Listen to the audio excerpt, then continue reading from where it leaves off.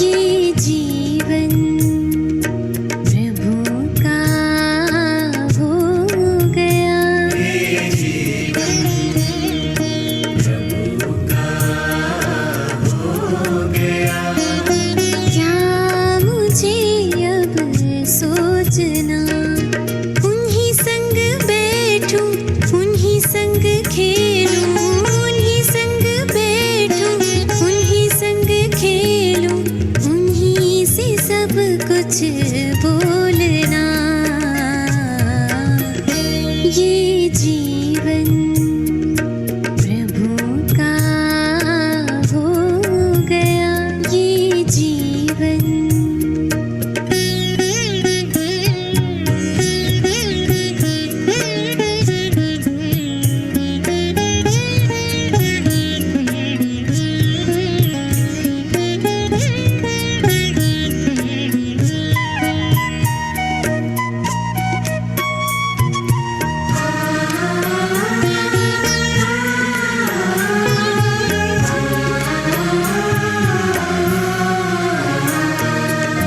जब से अर्पण हुई ये सांसें, बेहद का सुख पाया है।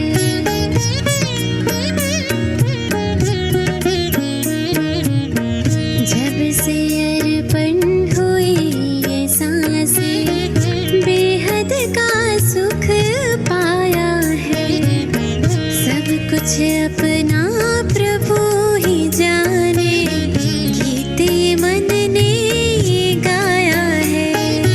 उन्हीं को देखूं, उन्हीं को सोचूं, उन्हीं को देखूं, उन्हीं को सोचूं, उन्हीं संग संग सदा चलना।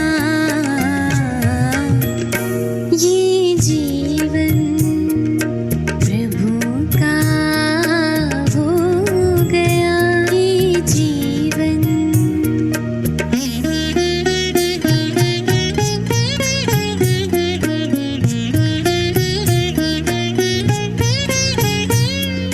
गा गा मा पा रे गा मा सा रे, गा गा मा पा रे गा मा सा रे, नि सा गा रे मा गा पा मा नि सा।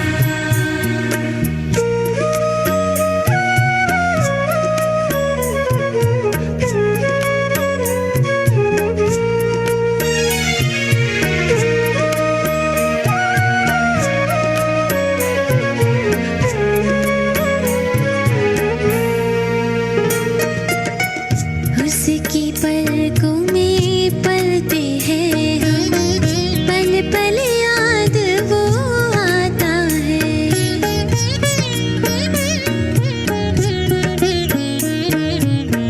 उसकी पलकों में पलते हैं हम, पल पल याद वो आता है।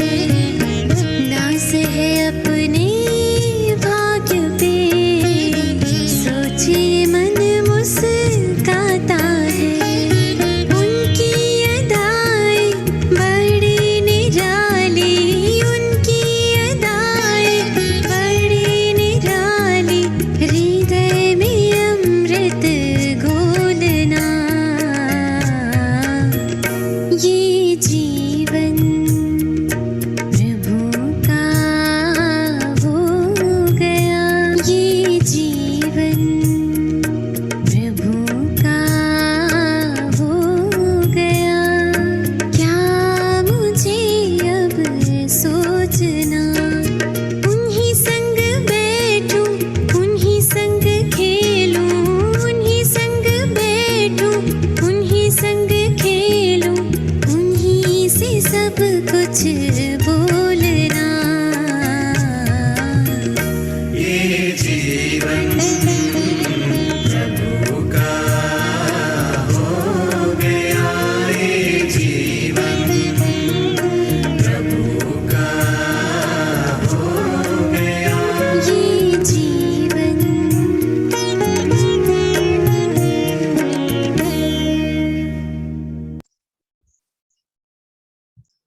ओम शांति। आज 11 जून 2021 की बाबा की वाणी है। आज विशेष बाबा हम बच्चों को कहते हैं कि बच्चे तुम राजऋषि हो। तो राजऋषि अर्थात पवित्र, ऋषि अर्थात पवित्र और राज अर्थात राज्य करने वाले। तो अपनी कर्मेंद्रियों पर राज्य करने वाले, ऐसे हम राजऋषि पवित्र हैं। तो बाबा ने हम बच्चों को आज टाइटल दिया राजयोगी बच्चे। फिर बाबा कहते हैं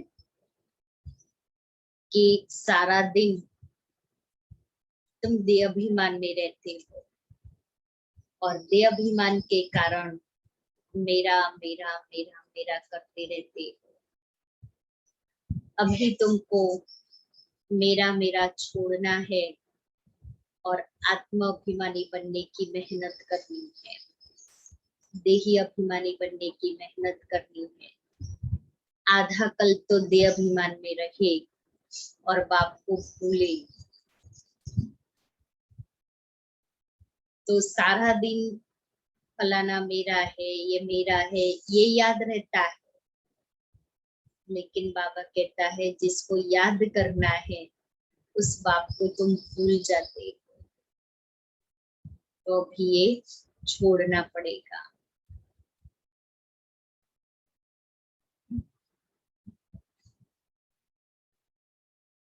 दूसरा बाबा ने कहा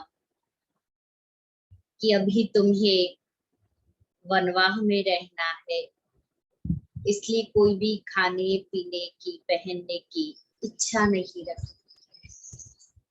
इच्छा मात्रम अविद्या बनना है और जहां जाना है उसको याद करना है। तो शांति धाम जाना है और फिर हम आएंगे सुख धाम में। तो मुक्ति और जीवन मुक्ति या शांति धाम सुख धाम को याद करना है। आज बाबा पूछ रहे हैं तुम बच्चे मनुष्यों को माया रूपी रावण की दलदल से कब निकाल सकेंगे। तुम बच्चे मनुष्यों को माया रूपी रावण की दलदल से कब निकाल सकेंगे। उत्तर है जब तुम खुद उस दलदल से निकले हुए होंगे। जब तुम खुद उस दलदल से निकले हुए होंगे। दलदल से निकलने वालों की निशानी है इच्छा मात्रम अविद्या। अब हम स्वयं से स्वयं को देखें कि हम दलदल से निकले हैं, अर्थात हम इच्छा मात्रम अविद्या बने हैं। एक बाप के सिवाय और कुछ भी याद न आए। अच्छा कपड़ा पहने, अच्छी चीजें खाए, ये लालच न हो। तुम पूरा ही वनवाह में हो। इस शरीर को भी भूले हुए मेरा कुछ भी नहीं, मैं आत्मा हूँ। ऐसे आत्माभिमानी बच्चे ही रावण की दलदल से मनुष्यों को निकाल सकते हैं। पहला बाबा ने बताया इच्छा मात्रम अविद्या, बाप के सिवाय कुछ याद न आए, अच्छा कपड़ा पहने, अच्छा खाए, लालच न हो, मना पूरे वनवा में। तीसरी बात, चौथी बात अपने ही शरीर को भूले हुए, तो दूसरों के शरीर को तो याद ही नहीं करना है। तो ऐसे आत्माभिमानी बच्चे ही दलदल से निकाल सकते हैं। तो ये निशानी है कीचड़ से। कीचड़ से मीठे बच्चे तुम अभी सच्चे सच्चे राजयोगी हो। तुम्हें राज ऋषि भी कहा जाता है। राज ऋषि माना ही पवित्र, राज ऋषि माना ही पवित्र। तो हम सच्चे सच्चे राज ऋषि है, सच्चे सच्चे पवित्र आत्मा।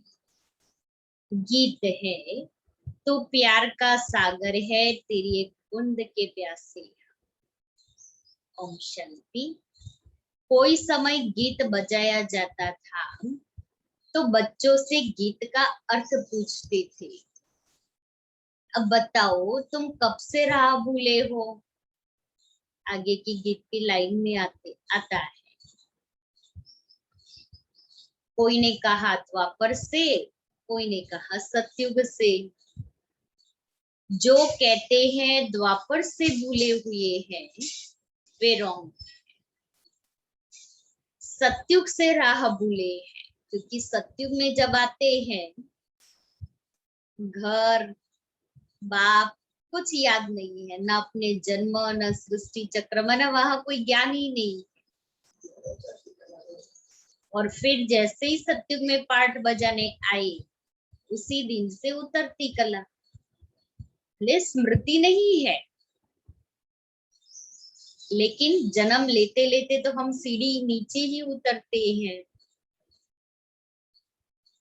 सतयुग से राह भूले हैं, राह बताने वाला तो अभी तुमको मिला है। सतयुग में राह बताने वाले को नहीं जानते, वहां कोई बाप को ही नहीं जानते, गोया भूले हुए हैं। भूलना भी ड्रामा में नूर है।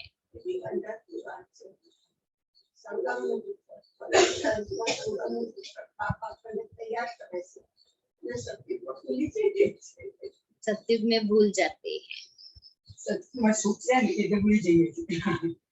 क्योंकि सतयुग में इतना सुख मिलता है और सुख में भगवान को याद करना कायदा ही नहीं है।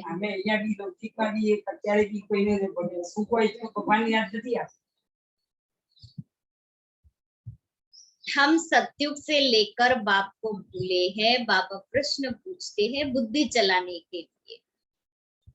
ये ज्ञान ही निराला है ना, ज्ञान का सागर बाप ही है। बाप सम्मुख समझाते हैं ज्ञान का सागर सुख का सागर मैं ही हूँ, तुम भी जानते हो। बरोबर पतित पावन भी एक ही बाप है, यह तो भक्ति वाले भी मानते हैं। पावन दुनिया है ही शांति धाम और सुख धाम। अब सुख धाम और दुख धाम आधा आधा है, यह तो बच्चे अच्छी रीति जानते हैं। बाप प्यार का सागर है, तभी तो उन सबको फादर के पुकारते हैं। परंतु वह कौन है, कैसे आते हैं, यह भूल जाते हैं। 5000 वर्ष की बात है। बरोबर इन देवी देवताओं का राज्य था। सतयुग में है सदगति, फिर दुर्गति कैसे होती है कौन बताए। बाप ही आकर समझाते हैं। द्वापर से तुम्हारी दुर्गति हुई है तब तो बुलाते हैं। तुम समझते हो यह कोई नई बात नहीं है। बाप कल्प कल्प आते हैं। अभी निराकार बाप आत्माओं को समझाते हैं। कोई भी अपनी आत्मा को नहीं जानते। ऐसे कभी कोई नहीं बताएंगे कि हमारी आत्मा में सारा पार्ट भरा हुआ है। कभी नहीं कहेंगे कि मैं अनेक बार यह बना हूं पार्ट बजाया है।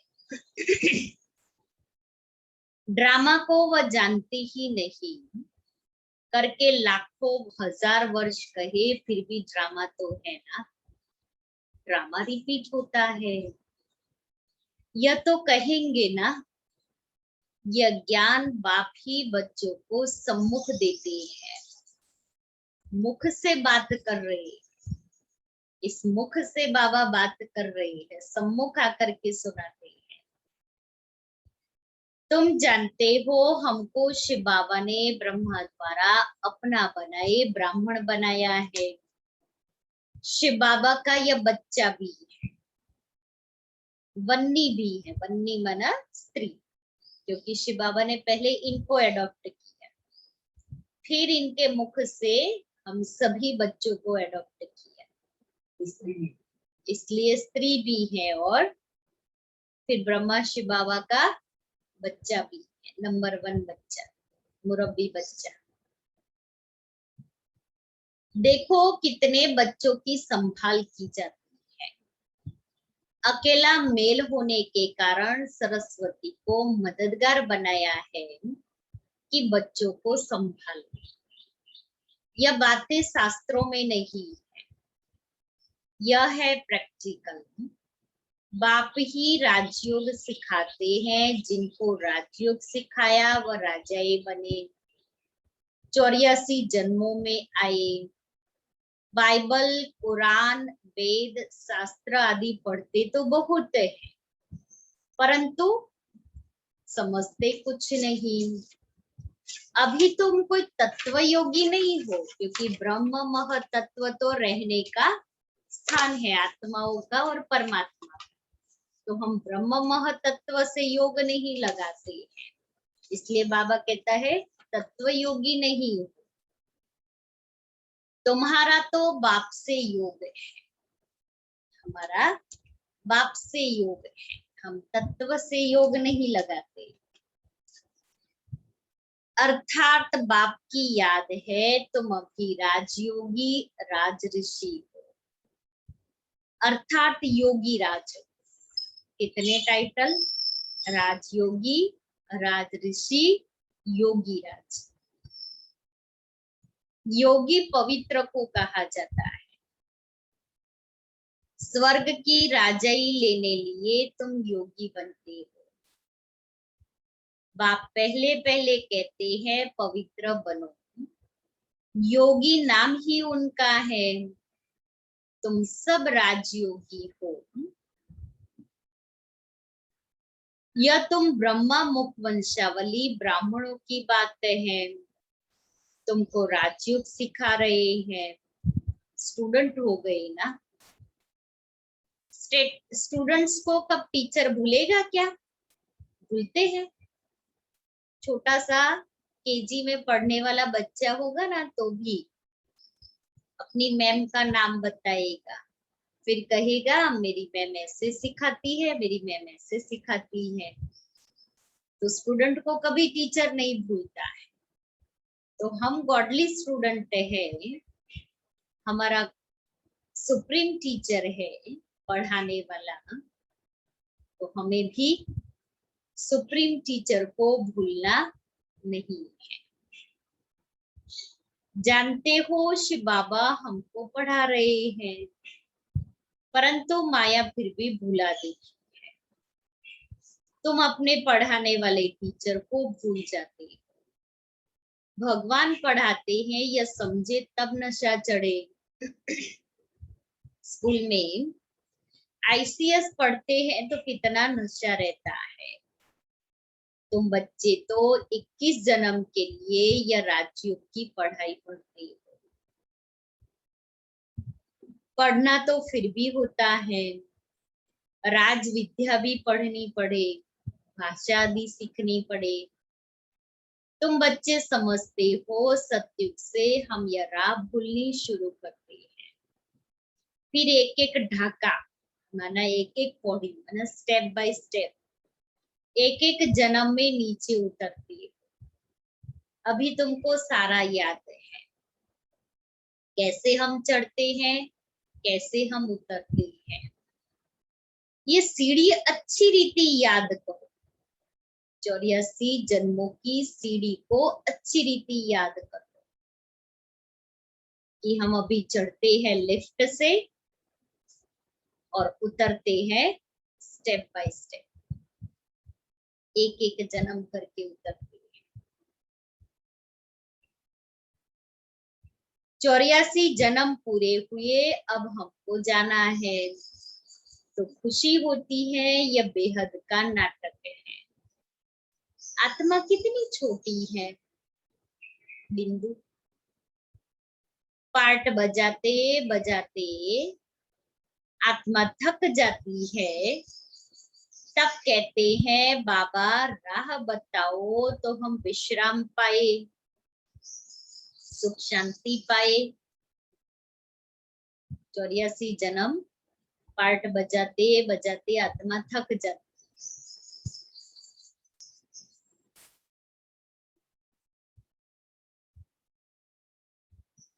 तुम सुखधाम में हो तो तुम्हारे लिए वहां सुख शांति भी है, वहां कोई हंगामा नहीं। आत्मा को शांति है। शांति के दो स्थान है, शांति धाम और सुख धाम। दुख धाम में अशांति है, यह पढ़ाई है। तुम जानते हो हमको बाबा सुख धाम वाया शांति धाम में ले जा रहे हैं।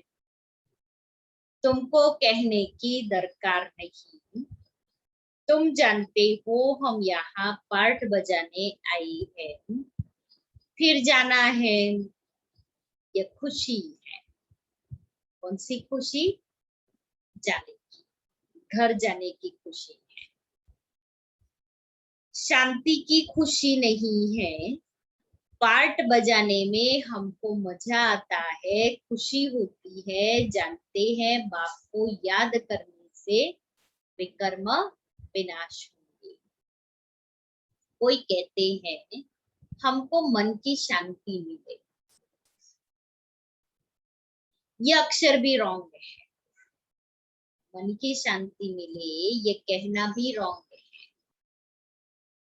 नहीं, हम बाप को याद करते हैं कि विकर्म विनाश हो। शांत तो मन रह न सके, शांत तो मन रह न सके, कर्म बिगड़ रह नहीं सकते। बाकी महसूसता आती है, हम बाप से पवित्रता सुख शांति का वर्षा ले रहे हैं। इसलिए कहते हैं ना, पवित्रता सुख शांति की जननी है। तो पवित्रता को धारण किया तो सुख और शांति मिलेगी।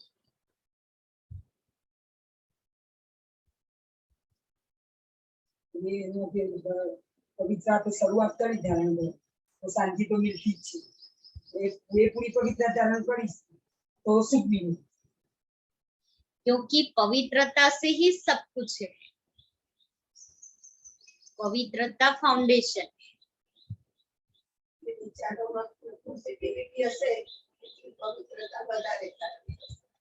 क्योंकि पहली पवित्रता संकल्प होगी। पहली पवित्रता संकल्प होगी। जहां संकल्प पवित्र होते हैं शांति मिलेगी ही। दूसरी पवित्रता वाणी की, जहां संकल्प पवित्र है तो वाणी एक्यूरेट होगी। और जब जहां संकल्प और वाणी पवित्र है वहां कर्म भी एक्यूरेट होंगे, कोई व्यर्थ कर्म नहीं होंगे। कर्म ऐसे होंगे जो सुख देने वाले होंगे दूसरों को। कर्म कूटना नहीं पड़ेगा, ऐसे श्रेष्ठ कर्म होंगे। इसलिए पवित्रता सुख शांति की जननी। दादी हमेशा कहती, इस दादी ने दादी जान की अपने अनुभव में सुनाते हैं कि किसी ने मुझे पूछा आपने शादी की है, तो कहा जी मैंने की है। तो कहा दिलाराम से मैंने शादी की है और मेरे 2 बच्चे हैं, सुख और शांति।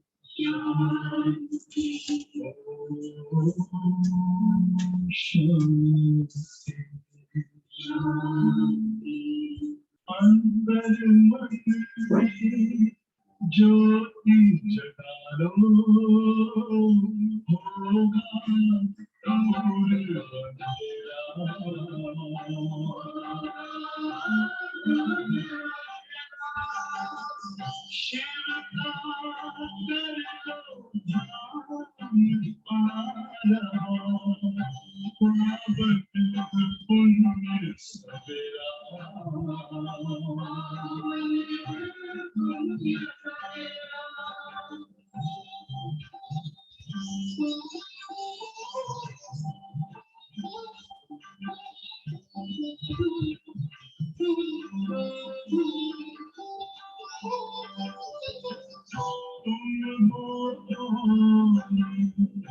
से आए अपने आप को जानो राजयोग के द्वारा अपना वर्णना पहचानो इसी राजपथ पर चल कर तुम मानो अपना बसेरा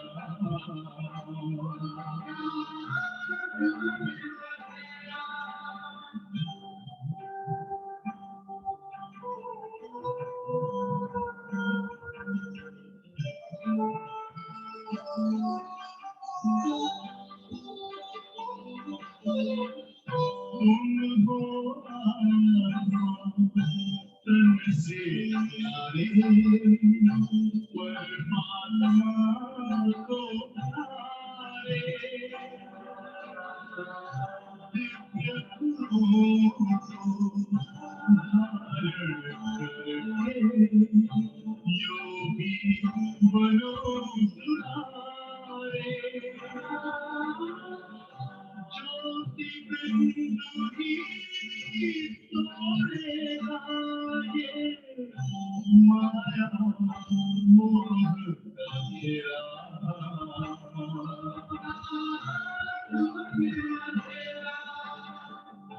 अंतर मन में ज्योति जगा लो होगा दूर अंधेरा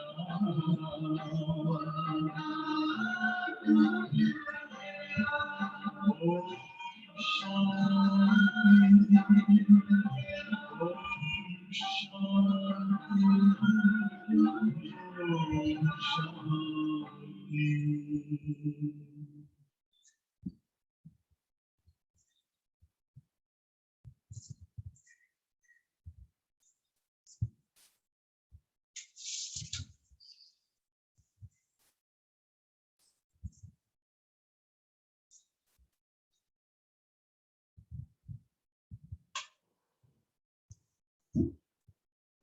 ओम शांति। यह तो है ही दुख धाम, इसमें सुख हो नहीं सकता। मनुष्य शांति धाम सुख धाम को भूल गए हैं। तो जिनको बहुत पैसे हैं समझते हैं हम सुख में हैं। सन्यासी घर बार छोड़ जंगल में जाते हैं, कोई हंगामा तो है नहीं, तो शांत तो हो जाते हैं, परंतु वह हुआ अल्पकाल के लिए। आत्मा का जो शांति स्वधर्म है उसमें तुम शांति में रहते हो। यहाँ तो प्रवृत्ति में आना ही है। तुम बच्चे समझते हो, ये समझानी बेहद का बाप दे रही है। निराकार भगवानोवाच, अब तुम जानते हो हम आत्मा है, हमारा बाप परमात्मा है। परमात्मा माना परमात्मा, उनको यह आत्मा बुलाती है। वह बाप ही सर्व का सद्गति दाता है। अब बाप कहते हैं बच्चे देही अभिमानी बनो। यही मेहनत है, देही अभिमानी बनने में ही मेहनत है। आधा कल्प से जो खाद पड़ती है वह इस याद से ही निकलेगी। तुमको सच्चा सोना बनना है। जैसे सच्चे सोने में खाद मिलाए फिर जेवर बनाते हैं। तुम असल में सच्चा सोना थे, फिर तुम्हारे में खाद पड़ती है। खाद पड़ती है मना पिकारी बनते हैं। अब तुम्हारी बुद्धि में है हमने पार्ट बजाया, अब हम जाते हैं पियर घर। जैसे विलायत से जब पियर घर लौटते हैं तो खुशी होती है, तुम्हें भी खुशी है। तुम जानते हो बाबा हमारे लिए स्वर्ग लाया है। बेहद के बाप की सौगात है, बेहद की बादशाही अर्थात सत्य की। सन्यासी लोग मुक्ति की सौगात पसंद करते हैं। कोई मरता है तो भी कहते हैं स्वर्गवासी हुआ। सन्यासी कहेंगे ज्योति ज्योत समाया, जिसमें सब मिल जाएंगे। वह तो रहने का स्थान है जहां हम आत्माएं रहती हैं। बाकी वह कोई ज्योति व आग थोड़ी ही है जिसमें सब मिल जाए। ब्रह्म महतत्व है जिसमें आत्माएं रहती है। बाप भी वहां रहते हैं। वह भी है बिंदी। बिंदी का किसको साक्षात्कार हो तो समझ नहीं सकेंगे। बच्चे बहुत कहते हैं बाबा को याद करने में दिक्कत होती है। बिंदी रूप को कैसे याद करें? आधा कल्प तो बड़े लिंग रूप को याद किया, वह भी बाप समझाते हैं। बिंदी की तो पूजा हो न सके, इनका मंदिर कैसे बनाएंगे?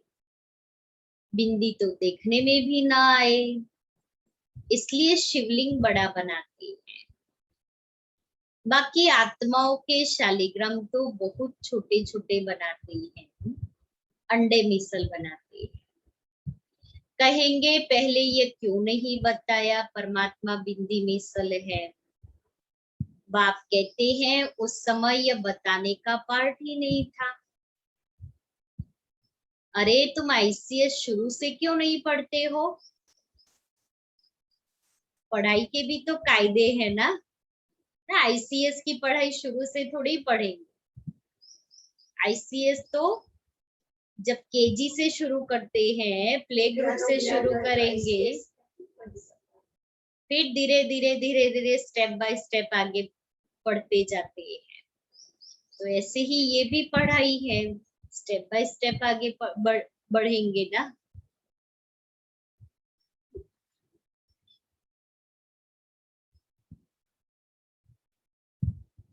कोई ऐसी बात पूछे तो तुम कह सकते हो अच्छा बाबा से पूछते हैं, वह हमारे से बड़ी टीचर है, उनसे लिख कर पूछते हैं। बाबा को बताना होगा तो बताएंगे, बातों कहेंगे, आगे चल समझ लेंगे। एक ही टाइम तो नहीं सुनाएंगे ना सारी ज्ञान की बातें एक टाइम थोड़ी ही सुनाएंगे। स्कूल में भी पढ़ते हैं तो सारी किताब एक ही दिन थोड़ी पढ़ा लेते हैं, एक एक लेसन एक एक दिन पढ़ाते जाते हैं। यहाँ भी ऐसे है। यह सब है नई बातें। तुम्हारे वेद शास्त्रों में जो है बाप बैठ सार बताते हैं। यह भी भक्ति मार्ग की नोंद है, फिर भी तुमको पढ़ने ही होंगे। यह भक्ति का पार्ट बजाना ही होगा। पतित बनने का भी पार्ट बजाना है। कहते हैं भक्ति के दुबन में फंस गए हैं। दुबन माना दलदल, कीचड़ में फंस गए हैं। और इंसान जब कीचड़ में फंसता है ना, तो वो कीचड़ ऐसा होता है जो निकलने की कोशिश करे और अंदर डूबते जाते हैं। तो ऐसे ही ये भक्ति ही संसार कैसा है? कीचड़ है, दुबन है, और उसमें मनुष्य ऐसे फंसे हुए हैं, निकलना चाहते हैं और फंस जाते हैं। बाहर से तो खूबसूरती बहुत है, जैसे रुण्य के पानी का मिसाल देते हैं। रुण्य का पानी ना मृत तृष्णा, रन के अंदर, डेजर्ट के अंदर वो सूर्य की प्रकाश पड़ती है ना, तो वहां पानी होता है कि यहाँ पानी है। जब वहां जाते हैं ना तो कुछ नहीं होता है, सूखा ही है। ऐसे ही ये सारी दुनिया रुण्य के पानी में सल है। हम समझते हैं यहाँ बहुत सुख मिलेगा क्योंकि भक्त का आकर्षण बहुत है ना, लेकिन जब देखते हैं ना दुखी मिलता है, सुख है ही नहीं। भक्ति भी सुहेनी अर्थात आकर्षक बहुत है। बाप कहते हैं यह रुण्य का पानी है, इस डुबन में फंस जाते हैं, फिर निकलना ही मुश्किल हो जाता है, एकदम फंस पड़ते हैं। जाते हैं औरों को निकालने, फिर खुद ही फंस पड़ते हैं। ऐसे बहुत फंस पड़े, ऐसे बहुत फंस पड़े। गए थे औरों को निकालने के लिए और खुद चले गए। आश्चर्यवत सुनंती कथंती औरों को निकालवंती, चलते चलते फिर खुद फंस पड़ते हैं। कितने अच्छे अच्छे फर्स्ट क्लास थे, फंस गए। फिर उनको निकलना बड़ा मुश्किल हो जाता है, बाप को भूल जाती है। तो दुबन से निकालने में कितनी मेहनत लगती है, कितना भी समझाओ बुद्धि में नहीं बैठता। अब तुम समझ सकते हो कि हम माया रूपी रावण की दलदल से कितना निकले हैं। जितना जितना निकलते जाते हैं उतना उतना खुशी होती है। जो खुद निकला होगा उनके पास शक्ति होगी दूसरे को निकालने की। बाण चलाने वाले कोई तीखे होते हैं, कोई कमजोर होते हैं। भील और अर्जुन का भी मिसाल है ना। अर्जुन साथ रहने वाला था, भील और अर्जुन, भील एकलव्य के लिए का। तो अर्जुन और एकलव्य की कहानी है ना। गुरु द्रोणाचार्य ने कहा मैं तो क्षत्रिय को ही पढ़ाता हूँ, और एकलव्य क्षत्रिय नहीं था इसलिए मना कर दिया। फिर एकलव्य ने क्या किया, एक पढ़ने की, सीखने की, कुछ बनने की लगन थी ना उसके दिल के अंदर। तो उसने गुरु द्रोणाचार्य की मूर्ति बनाई और वो मूर्ति बना करके उनसे प्रेरणा लेता था और धनुर्विद्या सीखता था। और सीखते सीखते वो इतना सीख गया कि वो अर्जुन से भी आगे निकल गया। तो गुरु द्रोणाचार्य ने क्या किया, उनको पता पड़ा कि ये तो अर्जुन से भी आगे निकल गया है, और अर्जुन गुरु द्रोणाचार्य का क्या कहे पसंदी शिष्य था, क्योंकि अर्जुन को ऐसी उन्होंने धनुर्विद्या सिखाई थी। तो उन्होंने शिष्य के पास से अर्थात एकलव्य से गुरु दक्षिणा मांगी और उसमें ही अंगूठा मांगा, क्योंकि अंगूठे से ही तीर चलाते हैं, ऐसे खींचते हैं। तो एकलव्य ने गुरु दक्षिणा में दे दिया, अंगूठा दे दिया। तो जहां जिसको पढ़ने की लगन है, पढ़ाई के द्वारा कुछ बनने की लगन है, उसको दुनिया की कोई भी ताकत रोक नहीं सकती है। सिर्फ अंदर की लगन चाहिए, और अंदर की लगन जब पैदा होती है ना, तो वो अपने लिए समय भी निकाल देता है, निकल जाता है, ऑटोमेटिक निकल जाएगा।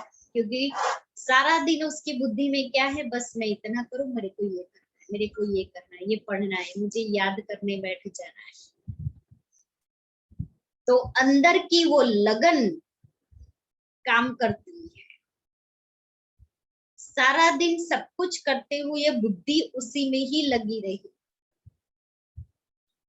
तो हम बच्चों को भी अंदर की वो लगन चाहिए। जब तक वो लगन की अग्नि पैदा नहीं होती है ना, तब तक कोई कितना भी पुश करे, धक्का गाड़ी कितना समय चलेगी, धक्का लगाओ तब तक। जैसे ही धक्का लगाना छोड़ दिया, गाड़ी वहीं रुक जाएगी।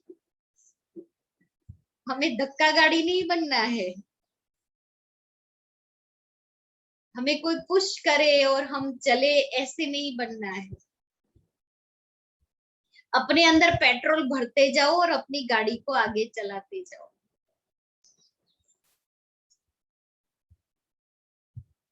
एकलव्य बनना है, अंदर की लगन, लगन की अग्नि को जलाना है।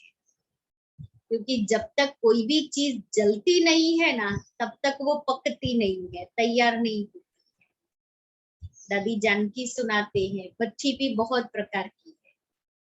कहती है एक धोबी की भट्ठी, जिसमें धोबी भट्ठी जला करके गंदे कपड़े डालता है पानी में, और वो पानी में कपड़े साफ होते हैं। दूसरी भट्ठी सोने की, सोने में अलाई होती है, उस अलाई को निकालने के लिए सोनी उस सोने को भट्ठी में डालता है, और अलाई निकल करके सोना शुद्ध होकर के बाहर आता है। तीसरी भट्ठी ईंटों को पकाने वाली, कच्ची ईंटें भट्ठी में पकती है, पक्की होकर के बाहर निकलती है। चौथी भट्ठी कोयले वाली भट्ठी, जिसमें हम अनाज पकाते हैं। तो सोचो भट्ठी भी कितने प्रकार की होती है। तो हमें ऐसा भट्ठी में पकाना है। भट्ठी में डालो, मैला कपड़ा साफ होकर के बाहर आए। भट्ठी में डालो, आत्मा की अलाई निकल करके आत्मा शुद्ध होकर के बाहर आए। भट्ठी में डालो, जो भी कच्चापन रह गया है वो पक करके बाहर आ जाए।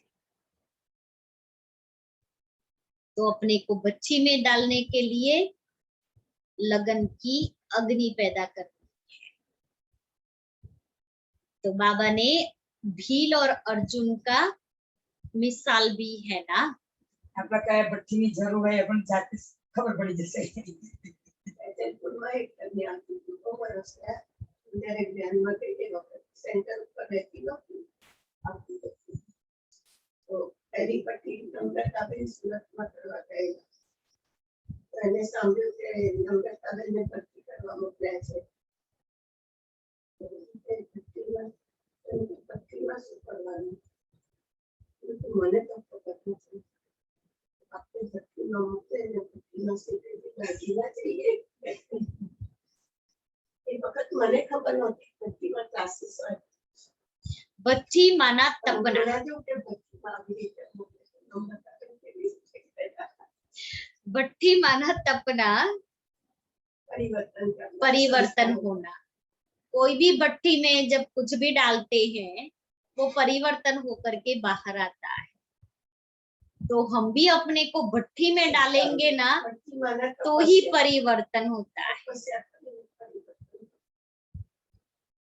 तो भील और अर्जुन का भी मिसाल है ना। अर्जुन साथ रहने वाला था।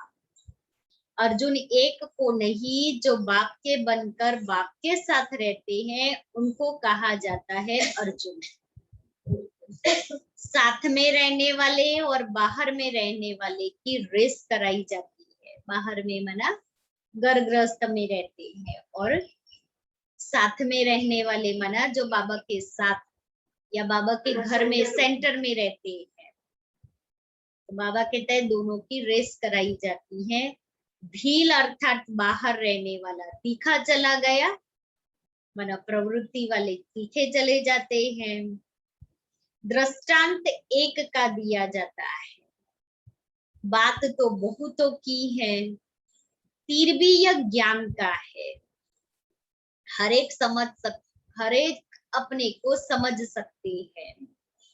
हम कितना बाप को याद करते हैं और कोई की याद तो नहीं आती है। अच्छी चीज पहनने व खाने की लालच तो नहीं रहती। यहाँ अच्छा पहनेंगे तो वहां कम हो जाएगा, लेकिन ऐसा नहीं हम फटे फटे कपड़े पहने। रॉयल रहना है, लेकिन जो टू मच बुद्धि उसमें जाती है खाने पीने पहनने में, इतना हाई फाई जो रहते हैं, बाबा उस रीति से कहता है। बाकी रॉयल तो रहना है। मेरा माता था ऐसे 6 साड़ियों पर एक साड़ी पहने आवे कितना व्यवस्थित હોય उनको खबर ना पड़े एक साड़ी पहने से। अच्छी चीज पहनने व खाने की लालच तो नहीं रहती। यहाँ अच्छा पहनेंगे तो वहां कम हो जाएगा, तो खाने की ज्यादा होती है।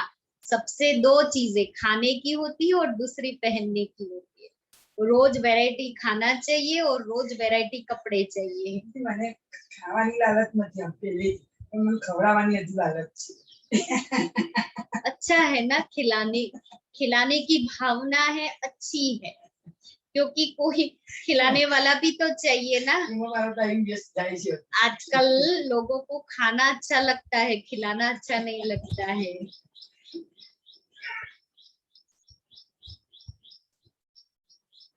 हमको तो यहाँ वनवाह में रहना है।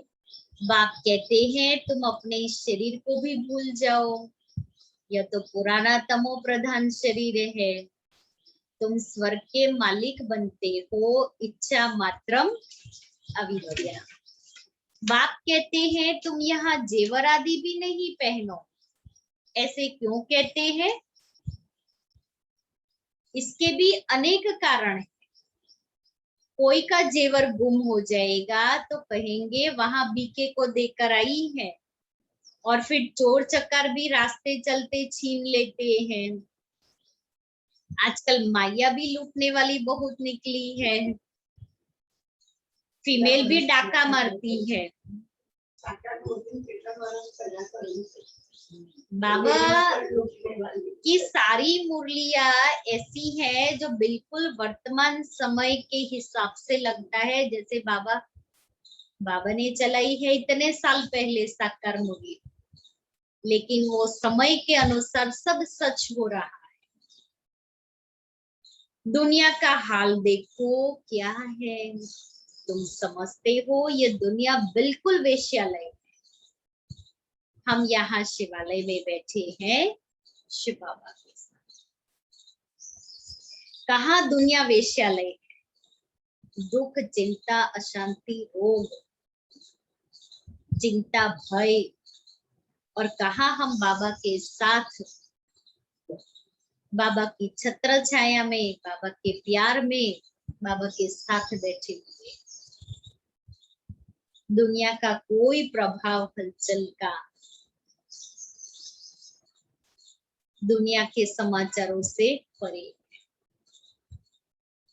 दादी जानकी कहती थी मुझे कोई संसार समाचार नहीं सुनना है। बाबा इतना बड़ा समाचार सुना रहा है, वो कम है क्या जो मैं संसार का समाचार सुनूं? दादी कभी न्यूज़पेपर नहीं पढ़ती, मैं अपना टाइम क्यों फालतू वेस्ट करूं? इसलिए कभी भी कोई समाचार नहीं, न सुनने का न सुनाने का। दादी ने अपने आप को बहुत कुछ बातों में अपने आप का के लिए ही अपने को बांधा हुआ था, और दादी अपने आप अंदर से अपने से बहुत बातें करती, इसलिए दादी दादी बन गई। और वंडर तो देखो, दादी जानकी इकोनॉमी का अवतार थी, इसलिए वो जब गई ना तब भी कोई खर्चा नहीं, कोई एक आत्मा कहीं से भी आ नहीं सकती। और 1 साल पूरा हुआ ना तब भी दादी गुलजार के टाइम 22 मार्च को भोग लगाया, सब लोग पहुंचे, और 27 मार्च 1 वीक का ही डिस्टेंस था, तभी भी 1 वीक से पहले दादी ने सब बंद करा दिया। तो कैसा कनेक्शन है देखो, इकोनॉमी का अवतार, इसीलिए सब कुछ अपने टाइम पर सबको बंद ब्लॉक कर देती है। जैसे ही समय नजदीक आता है, कितनी संकल्प शक्ति पावरफुल, कि दादी जब साकार में थे तभी भी इकोनॉमी से चले, लेकिन दादी अव्यक्त हुए तभी भी इकोनॉमी, कि जाने के बाद भी उनके पीछे कोई यज्ञ का खर्च नहीं होना चाहिए। कितनी इकोनॉमी।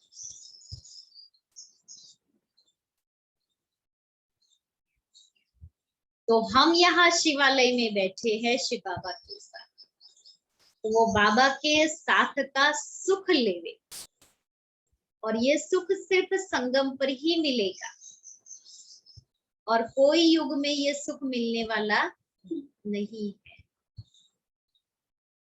वह सत्य है, चैतन्य है, आनंद स्वरूप है, आत्मा की ही महिमा है। आत्मा ही कहती है मैं प्रेसिडेंट बना हूं, मैं फलाना हूं, और तुम्हारी आत्मा कहती है हम ब्राह्मण हैं, बाबा से वर्षा ले रहे हैं। आत्मा अभिमान में रहना है, इसमें ही मेहनत है। यह मेरा फलाना है, यह मेरा है, यह याद रहता है। हम आत्मा भाई भाई है, ये भूल जाता है।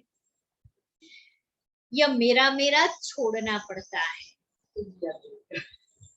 हमको दीदी बहुत बार सुनाती है कि दिल्ली पांडव भवन में दादी गुलजार और दादी ऑलराउंडर साथ रहते थे, लेकिन कहा हमको कभी भी ये भासना नहीं आती थी कि ऑलराउंडर दादी दादी गुलजार की लौकिक मदर है, या कभी भी भासना नहीं आती थी कि ये दोनों माँ बेटी। इतना दैहिक संबंधों से परे।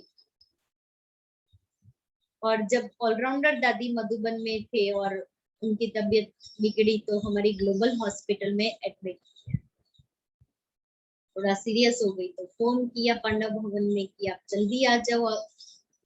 दादी गुलजार गए, और भी ब्राह्मण भाई बहन गए थे, और भी दादियां गए थे, सब दादियां पहुंच गई। तो दादी गुलजार जब पहुंची, ऑलराउंडर दादी ने शरीर छोड़ दिया। तो दादी फिर हॉस्पिटल में जाकर के दृष्टि देखे, फिर हॉस्पिटल से बाहर निकल रहे थे। तो दीदी कहती है हम भी हॉस्पिटल में एंटर हो रहे थे, तो दादी को पूछा, गुलजार दादी को कहा, दादी गुलजार ने इतने सहज भाव से कहा, दादी गई, मना वो दुख, वो रोना, वो कुछ चेहरे तक भी नहीं आया था कि लौकिक मदर गई है। ब्रह्मा बाबा ने भी निर्मल शांता दादी से ये पक्का कराया था कि बच्ची तुम्हारा ये बाप चला जाए ना, लेकिन तुम्हारी आंख में आंसू नहीं होने चाहिए। ये पक्का कराया था। और जशोदा माता गई, निर्मल शांता दादी ने ही सब कुछ किया था। दादी की आंख में आंसू नहीं। जब बाबा चले गए तब भी निर्मल शांता दादी की आंख में आंसू। तो बाबा इसीलिए हम बच्चों को ये बातें पक्का कराते,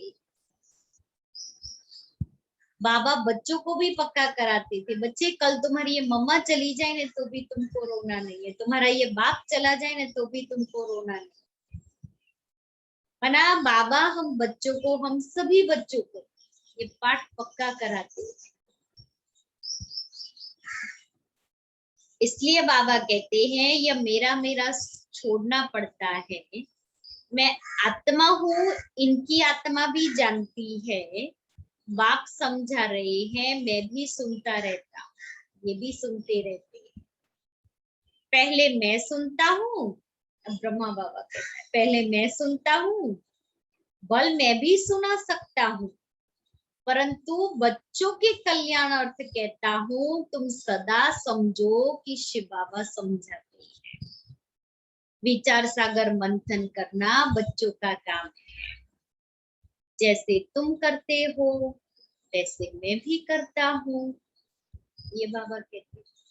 नहीं तो पहले नंबर में कैसे जाएंगे, लेकिन अपने को गुप्त रखती है।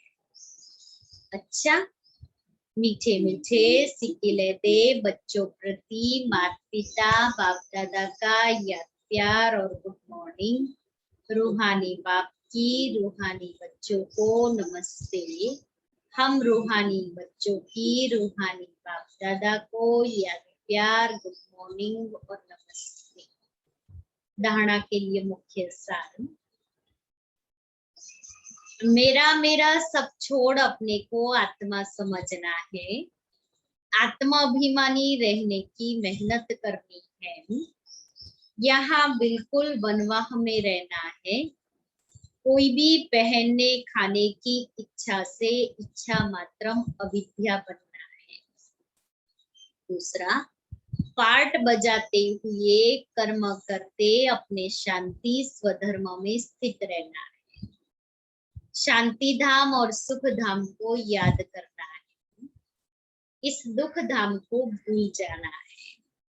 वरदान, हर संकल्प समय शब्द और कर्म द्वारा ईश्वरीय सेवा करने वाले संपूर्ण वफादार भव। संपूर्ण वफादार उन्हें कहा जाता है जो हर वस्तु की पूरी पूरी संभाल करते हैं। कोई भी चीज व्यर्थ जाने नहीं देते हैं।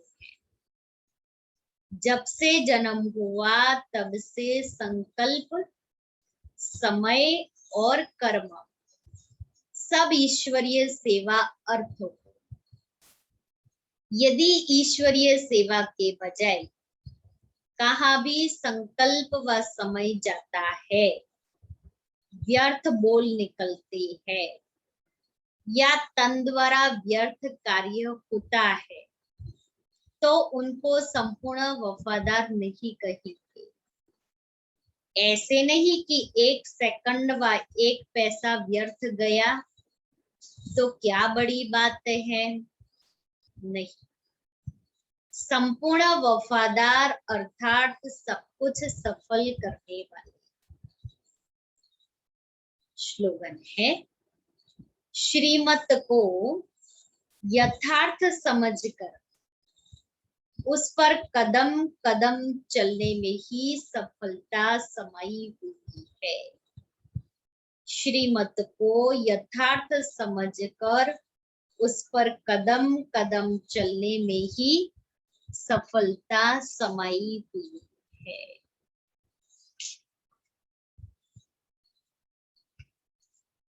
आज का हमारा स्वमान है, मैं सहज योगी हूँ।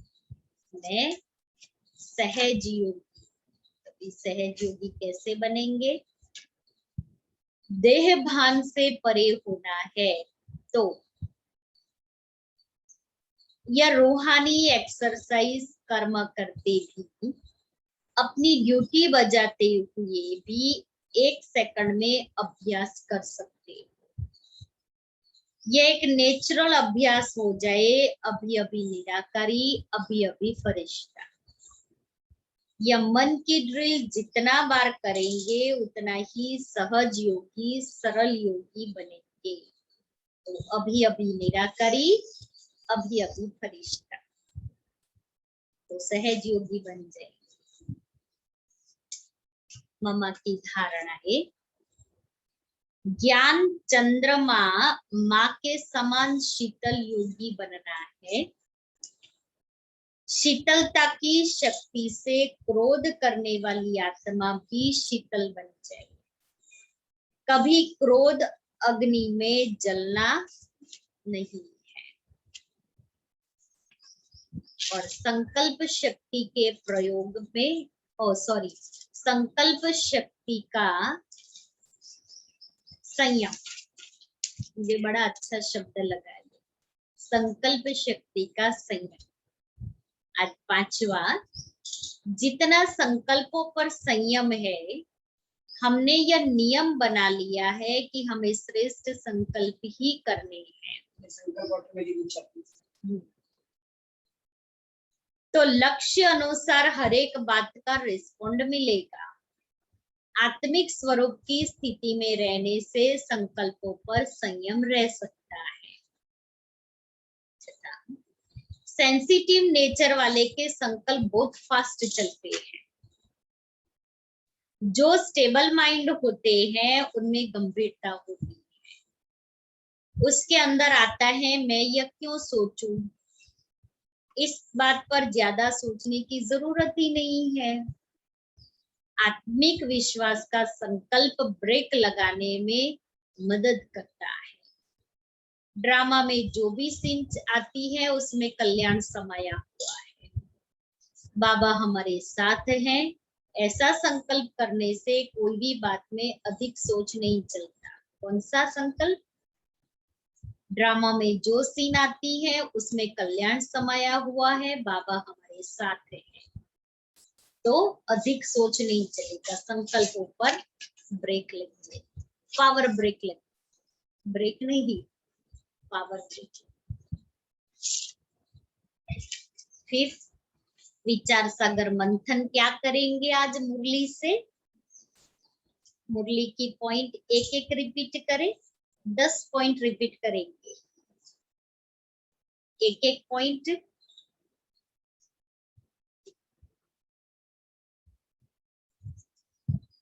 हम कौन है? सच्चे सच्चे राजऋषि है। राजऋषि माना पवित्र। दूसरी पॉइंट, इच्छा मात्र विद्या। पूरी पॉइंट सुनो। आत्मा का स्वधर्म शांति है। आत्मा का स्वधर्म शांति है। फिर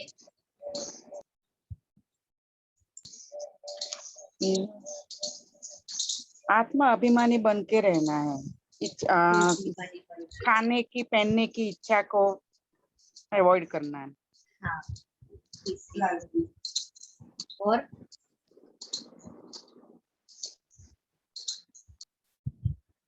3 पॉइंट हुई। हम 10 पॉइंट रिपीट करेंगे और उसी 10 पॉइंट को सारा दिन 10 बार अपने मन के अंदर रिवाइज करेंगे। 10 पॉइंट को दिन में 10 बार अपने मन में रिवाइज करेंगे। सतयुग में हम कुछ याद नहीं रहते, सब भूल गए। सतयुग में हम सब भूले हुए हैं। आत्मा आत्मा भाई भाई ये भी हम अभी भूल गए हैं। आत्मा भाई भाई है ये भूल गए हैं। दीदी मैं आत्मा हूँ, मेरा कुछ भी नहीं है। मेरा कुछ भी नहीं है, मैं आत्मा हूँ, मेरा कुछ भी नहीं है, मेरा मेरा छोड़ना पड़ता है। 5 पॉइंट हुई और 5 पॉइंट तुम सुनाओ। हम सुनाए, हम तो सुनाएंगे, लेकिन और हमें सब भूलना है दीदी कि सब ड्रामा है। ड्रामा और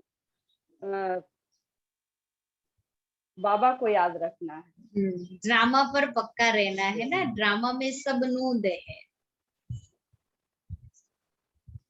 फिर बाबा ने एक और अच्छी बात सुनाई ना, खाने की, पीने की, पहनने की लालच न हो तुमको। तुम अभी वनवाह में हो, इसलिए खाने पीने पहनने की लालच न हो। फिर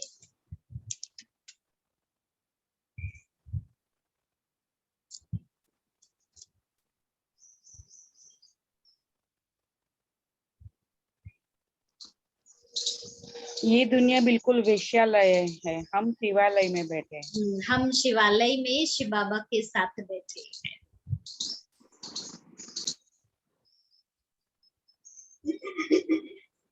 और सभी क्या कर रहे हैं, सुनाओ पॉइंट। पारुल बेन, चंद्रिका बेन। श्रीमत को यथार्थ समझ कदम कदम पर चलना। हम्म। श्रीमत को यथार्थ समझकर उस पर कदम कदम चलने में ही हमारा कल्याण समाया हुआ है।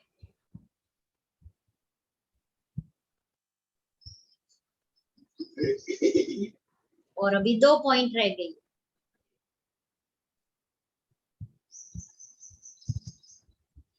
हम बाप की याद से ही विकर्म विनाश होते हैं।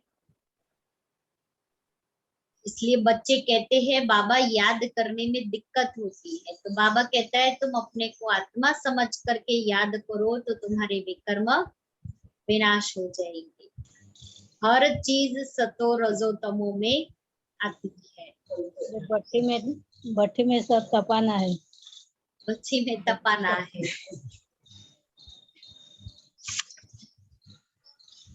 और समय संकल्प शब्द, और क्या था? क्या कहा? समय संकल्प शब्द, हाँ। कर्म से बाबा को वफादार रहना है। तो ये 10 पॉइंट हर एक ने सुनी। अभी ये 10 पॉइंट दिन में 10 बार हम रिवाइज करेंगे और फिर कल पूछेंगे कि इसके ऊपर विचार सागर मंथन चला, तो विचार सागर मंथन क्या चला लिखेंगे फिर भले लिखा हुआ पढ़ करके सुनाए, लेकिन लिखना जरूर है।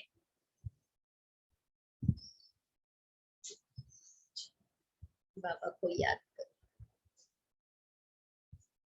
और कल सैटरडे है, सैटरडे संडे भाइयों की भट्ठी है। सैटरडे अर्थात शनिवार शाम को 5 से 7:30 है। लिंक आपको भेज देंगे। और रविवार सुबह में 10 बजे से 12:30 बजे तक और शाम को 5 से 7:30 बजे तक। तो भाइयों की भट्ठी और माताओं की भट्ठी सोमवार और मंगलवार को है।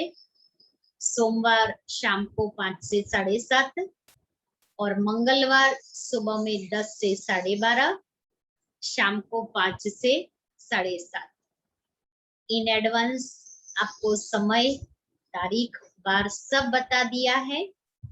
अपना सारा प्रोग्राम उसी अनुसार सेट कर लेना और भट्ठी का लाभ लेना। दूसरी बात, भट्ठी में 2 दिन हम मौन में रहेंगे।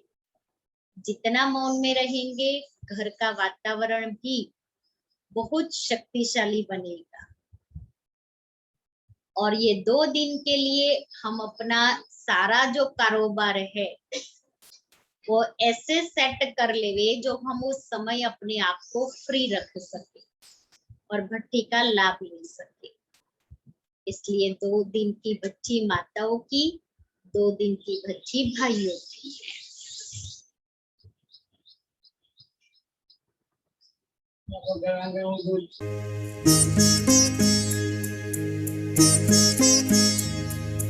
योगी पवित्र जीवन कितना सुखद